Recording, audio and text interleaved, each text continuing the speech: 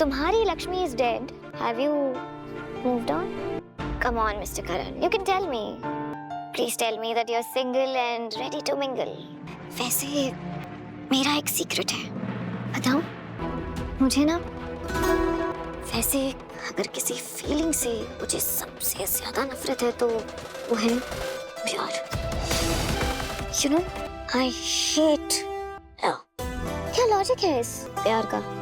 पहले तो बहुत खुशी देता है, फिर उस खुशी को छीन लेता है, फिर हाथ पकड़ता है और साथ छोड़ देता है, अपनेपन का एहसास दिलाता है और धोखा दे देता है, जिंदगी बन जाता है, फिर मौत का कारण भी।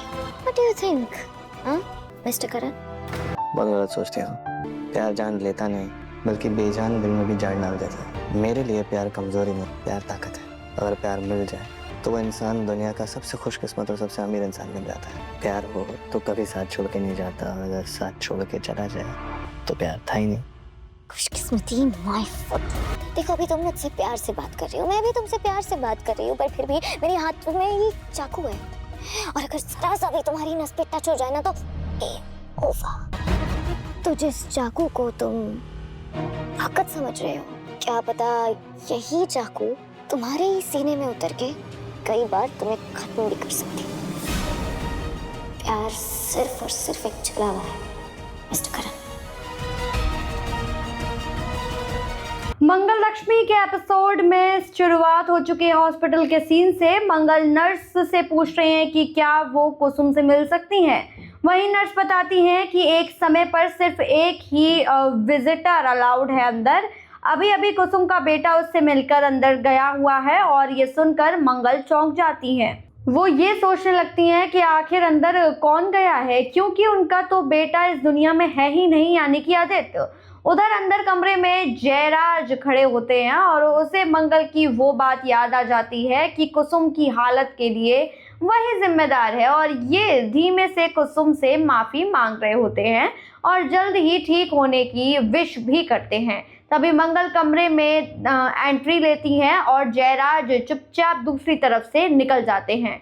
मंगल को शक है कि अभी कौन आया था, लेकिन वो कुछ समझ नहीं पा रही क्योंकि जयराज को वो देख नहीं पाती। भी आती हैं और मंगल से कहती हैं कि क्या कुसुम को अब घर ले जाया जा सकता है। वहीं मंगल डिस्चार्ज की सारी फॉर्मेलिटीज पूरी करने की जिम्मेदारी लेती हैं और कह देती हैं कि वो बिल भरकर सीधे घर पहुंच जाएंगी। रास्ते में उसे माता रानी का दरबार दिखता है और वो गाड़ी रोककर माथा टेक लेती हैं और उनसे दुआ मांग रही हैं। तभी भीड़ में उसे एक चेहरा दिखाई देता है जो बिल्कुल आदित्य जैसा लगता है।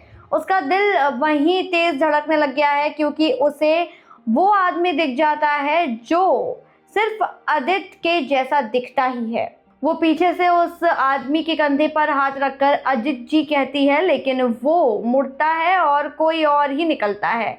मंगल वहीं शर्मिंदा होकर माफी मांगती हैं और मगर उनके मन में एक हलचल मच चुकी है। उसे नर्स की बात भी याद आ जाती है कि क्या सच में आदित्य जिंदा है।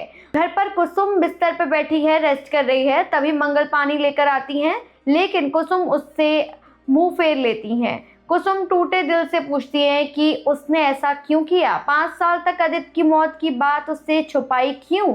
वो रोते हुए कहती हैं कि वो अपने बेटे के बिना नहीं जी सकती और मंगल उसे वापस लाने की गुहार लगाती है।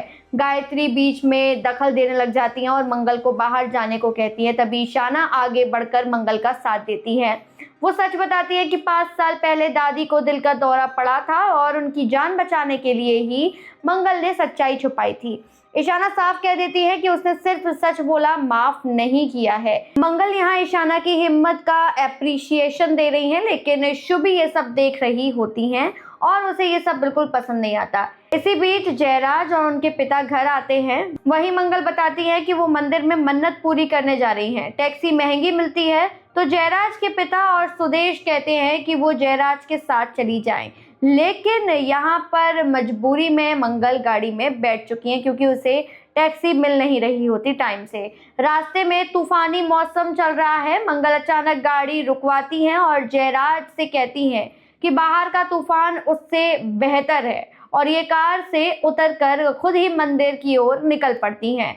मंदिर में भगवान शिव के सामने खड़े होकर वो अपने बिखरे हुए जीवन को संभालने की विश मांग रही हैं। बाहर निकलते ही भीड़ जमा हो जाती है और उसे लगता है कि जरूर जयराज ने कोई तमाशा किया है, लेकिन जयराज बहुत ही शांत मन से आरती कर रहा होता है। अचानक मंगल देखती है कि एक आदमी दूसरे की बुरी तरीके से मार लगा रहा है और वो तुरंत बीच में पड़ जाती है। हमलावर को डांटती हैं और घायल व्यक्ति को पानी देती हैं। जैसे ही उसका चेहरा देखती हैं, उसके पैरों तले जमीन खिसक चुकी है, क्योंकि वो आदित्य होता है, जिंदा सांस लेता हुआ उसके सामने खड़ा है। उसे नर्स की बात याद आती है कि कुसुम का बेटा उससे मिलने आया था।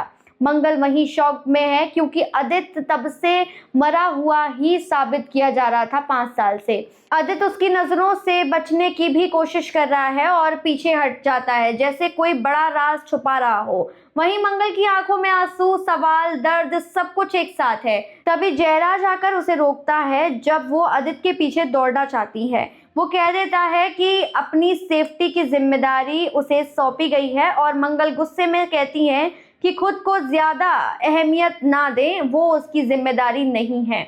आदित्य जल्द से जल्द एक बाइक पर बैठकर वहां से निकल जाते हैं। मंगल बिना देर किए एक ऑटो पकड़ती हैं और उसका पीछा करने निकल पड़ती हैं। उसके मन में सिर्फ एक ही सवाल है, अगर आदित्य जिंदा है तो 5 साल से कहाँ था, उसने लौटकर क्यों नहीं देखा, और सबसे बड़ा सवाल, वो अब भाग क्यों रहा है। एपिसोड यहीं एंड होता है, लेकिन कहानी अब एक बहुत बड़े मोड़ पर पहुंच चुकी है, जहां आदित्य की वापसी ने मंगल की दुनिया को हिलाकर रख दिया है। क्या आदित्य किसी साजिश का शिकार बन चुके हैं? क्या जयराज को सच्चाई पहले से पता थी या नहीं? और क्या मंगल अब इस राज को सामने ला पाएंगी? आने वाले एपिसोड में सच्चाई की परतें खुलने वाली हैं, रिश्तों की परीक्षा होने वाली है और मंगल की ताकत एक बार फिर सामने आ जाएगी। देखना ना भूलें मंगल लक्ष्मी का अपकमिंग एपिसोड। टेलीटशन के साथ जुड़े रहें और टेलीटशन को सब्सक्राइब करना बिल्कुल ना भूलें।